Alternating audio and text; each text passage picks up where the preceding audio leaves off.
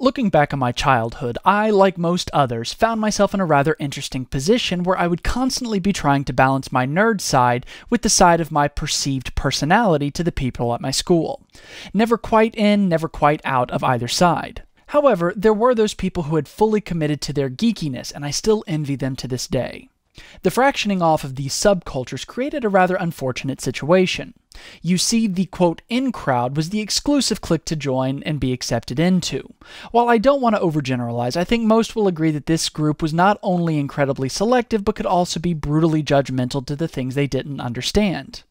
However, what's interesting is that at the time, the quote nerd group actually became just as exclusive and judgmental to most outsiders of their core group.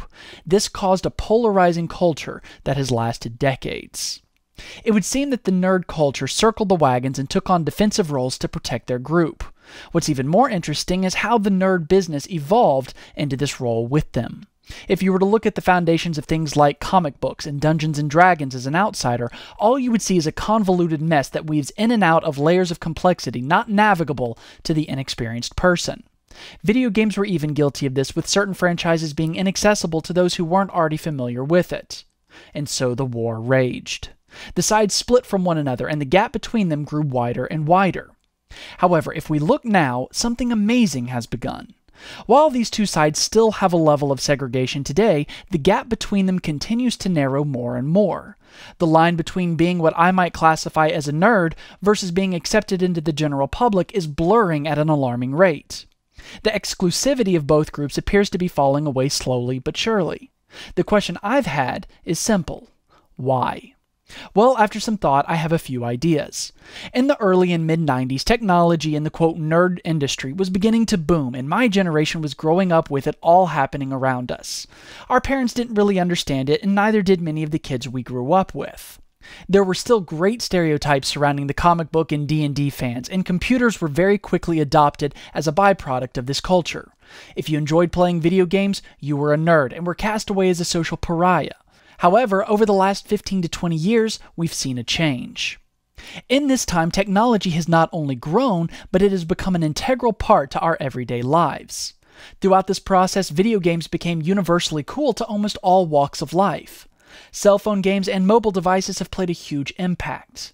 As much as I hate to admit it, the first-person shooter genre also helped close this gap tremendously. A trend had been started.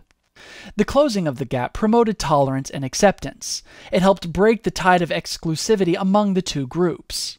Businesses in the nerd industry that had been focused on providing just for their client base now saw an opportunity to expand and not only welcome new people, but rather encourage new people to get involved. Most recently, we've seen the creation of DC's New 52 comic series reboot, where all of the main properties start from zero. Dungeons & Dragons updated the game mechanics from the convoluted 3 and 3.5 versions to the sleek and simple mechanics of version 4. Video games have become more accessible to all types of gamers. But more than that, the attitude from the geek population has changed. Being a person who has very recently ventured into the areas of comic books, D&D, etc., I have not once been met with judgment, condescension, or disdain for lack of knowledge. In fact, I've been welcomed with open arms by all who I've met. Their excitement is contagious. I would love nothing more than to be able to proclaim that the gap separating our two groups has dissolved and we are now one big melting pot. The unfortunate truth is that these stereotypes and arrogance still exist on both sides of the table. These problems stem from ignorance and an unwillingness to learn about the other. Having been in both groups, I hate myself for the judgments I've cast on both. It sickens me and is something that I wish to change in every walk of my life. My plea to everyone is this: set aside your preconceptions, set aside your stereotypes, set aside the comfort you feel from putting another walk of life down. If you have the inclination to try your hand at those things that you don't understand, then do. If not, then hold your tongues. We live in a time where we are on the cusp of breaking down barriers that have existed for years.